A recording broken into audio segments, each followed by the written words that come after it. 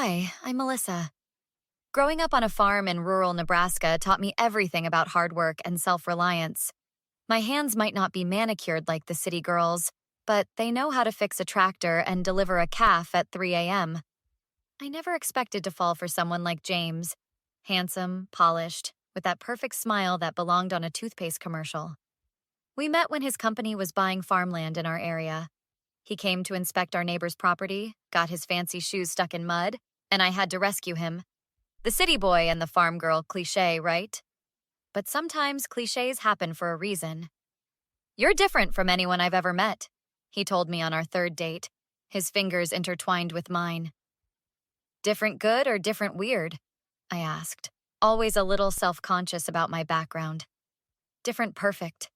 6 months later, we were married. That's when I met his parents, Victoria and Richard. So you grow things? Victoria asked at our first dinner, examining me like I was a bug under a microscope. Among other things, our farm produced the highest yield of corn in the county last year. How quaint, she said, exchanging glances with Richard. I tried to win them over for James's sake. I dressed nicer, learned which fork to use first, and practiced saying rather instead of pretty. Nothing worked. I could feel their disapproval radiating like heat from an oven. Last weekend, they invited us to their vacation property in the mountains. It'll be good for us all to bond, Richard said, slapping James on the back. Get to know our new daughter-in-law better. The property was gorgeous. All glass and stone perched on a mountainside, miles from the nearest neighbor. We arrived Friday evening and everything seemed fine until James's phone rang during dinner. It's the office, he said, frowning. The Singapore deal is falling apart. You should go, Victoria said immediately. These things require the personal touch. I can't leave Melissa here alone. Nonsense, Richard boomed. We'll take good care of her. It's the perfect opportunity for us to get closer. James looked torn. Are you okay with that, babe? Go save your deal, I said. I'll be fine. After he left, the temperature in the house dropped about 20 degrees. They barely spoke to me the rest of the night. The next morning, I woke up late. The house was silent. Victoria? Richard? I called out, walking through empty rooms. Their cars were gone. So was my phone. The landline was dead. On the kitchen counter sat a note in Victoria's elegant handwriting. Let's see if the farm girl can survive without her luxuries. Perhaps then James will see what a mistake he's made. We'll be back in a week, or maybe 2. Don't bother trying to leave. The road washes out this time of year. Consider this a test of your rustic skills. I stood there, reading and rereading the note, my hands shaking. They had left me stranded, miles from anywhere, with no communication. And from the smug tone of the note, this was no accident. They wanted to break me. They wanted me to fail. I crumpled the note in my fist. If there's one thing farm life teaches you, it's that when you get knocked down, you get back up. And if someone tries to bury you, well, they should remember that seeds grow in dirt. Victoria and Richard had no idea who they were dealing with. I took a deep breath and surveyed my situation. The pantry had basic supplies: pasta, canned goods, some frozen meat. Not ideal, but I'd worked with less back home during blizzard season. First things first, secure food, water, and assess the property. The mountain stream behind the house provided fresh water after I boiled it, something city folks like Victoria and Richard probably never considered. I found fishing gear in the shed and caught 2 decent-sized trout by noon. While cleaning the fish at the kitchen sink, I noticed something odd, a tiny red light blinking from behind a decorative wall clock. I pulled a chair over and discovered a small camera, professionally mounted. What the hell? I searched the house methodically, finding cameras in every room, even the bathroom. In Victoria and Richard's bedroom, I discovered a laptop tucked into the nightstand drawer. Surprisingly, it wasn't password protected. Arrogance, I guess. The email app was open, with messages between Victoria, Richard, and someone named Caroline, James's sister who I'd never met. The camera feeds are uploading to our private server, Richard had written. Should be entertaining to watch our little farm girl stumble around helpless. A week of this, and James will finally see she doesn't belong in our world. Victoria's response made my blood boil. I've told Caroline to check in after 3 days. If our experiment is going as planned, we'll have plenty of footage of the girl breaking down. James will finally understand what a mistake he's made. I was still processing this when I heard a car approaching. I quickly returned the laptop, positioned myself in the kitchen, and messed up my hair and clothes to look distressed. A tall blonde woman entered without knocking. "Hello? Anyone home?" "In here," I called weakly. "You must be Melissa. I'm Caroline, James's sister." "Thank God you're here. Your parents left me stranded. I don't know what happened." Caroline smirked slightly. "How unfortunate. Mother and father had an emergency. They asked me to check on you." "Could I use your phone? Mine's gone." "Battery's dead," she lied smoothly. "I'll charge it and come back tomorrow." "Please don't leave me here alone." "Don't be so dramatic. You country folks are supposed to be resourceful, right? Mother said something about testing your resilience." I let a tear fall. "I don't understand why they hate me so much." Caroline's facade cracked. "Because you're ruining everything. James was supposed to marry someone from our circle. Instead, he brings home some farmer. Do you know what that's done to our family's reputation?" While she ranted, I secretly pressed record on the vintage tape recorder I'd found in a drawer. Sometimes old tech is the best tech. This whole setup, the cameras abandoning me, it was all planned. Of course it was planned. Mother and father have been working for months to show James what a mistake he made. And it's working. Last month, he almost canceled that vacation to your hometown. And he's starting to question why you don't fit in at our social events. James told you that? Not exactly. He confides in Mother and she guides him toward the right conclusions. And the right conclusion is dumping me? Obviously. You're sweet and all, but let's be serious. You don't belong in our world. This little survival experiment is just making it obvious to everyone, especially James. I nodded meekly, playing my part while the recorder captured every word. Caroline stayed just long enough to check on me before leaving, promising to try to come back tomorrow. After her car disappeared, I smiled for the first time in days. They thought they were testing me? Well, I had some tests of my own planned for the precious Henderson family. I spent the next day putting on a show for the cameras.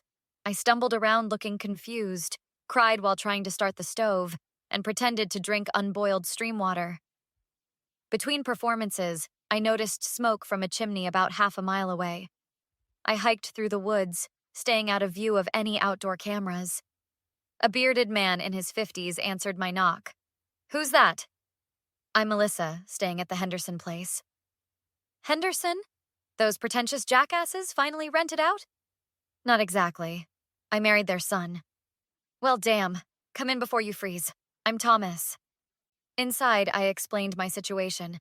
"Those people are poison. Richard tried to force me to sell my land. When I refused, he spread rumors that my construction business used bad materials, nearly bankrupted me. Would you help me teach them a lesson?" Thomas grinned. "Thought you'd never ask." He lent me his satellite phone, and I called my cousin who works in IT. "Jake, can you hack into an email account remotely?" "Depends. What are we talking about?" "Rich people who think they can mess with farmers." "Say no more." With Jake's help, we accessed more emails and found they'd done this before. Manipulated James's relationships, sabotaged his friendships, and bribed his high school girlfriend. "Look at this," Thomas pointed. "They paid some society girl to pursue James last Christmas." "While we were engaged," I said, feeling sick.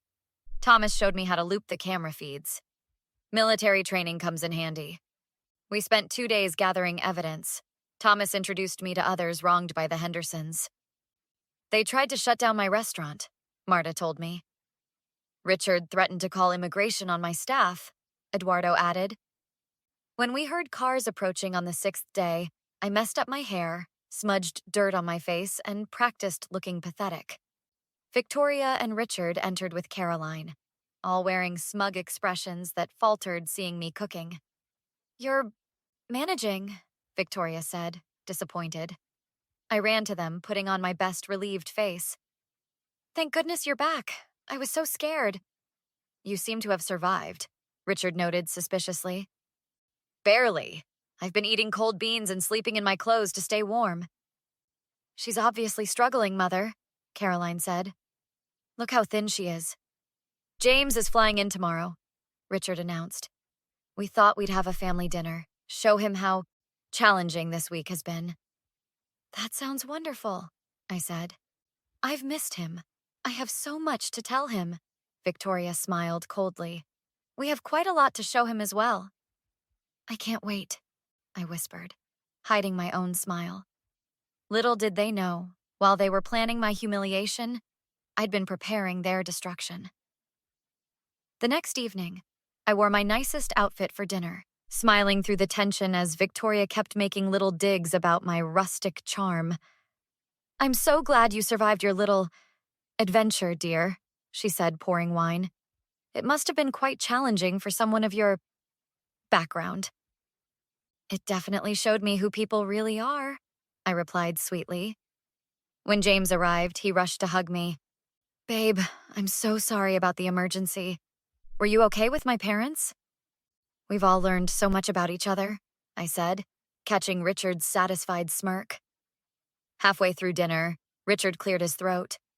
James, we've got something important to show you about your wife. Actually, I interrupted, I have something to show everyone first. I pulled out my tablet and connected it to their fancy TV. Victoria looked annoyed. This really isn't the time for farm photos, dear. Oh, these aren't farm photos. I played the recording of Caroline confessing the entire scheme. The color drained from all three of their faces. What is this? James asked, his fork clattering to his plate. Your family left me stranded on purpose. They installed hidden cameras to film me struggling, then planned to use the footage to convince you I wasn't good enough.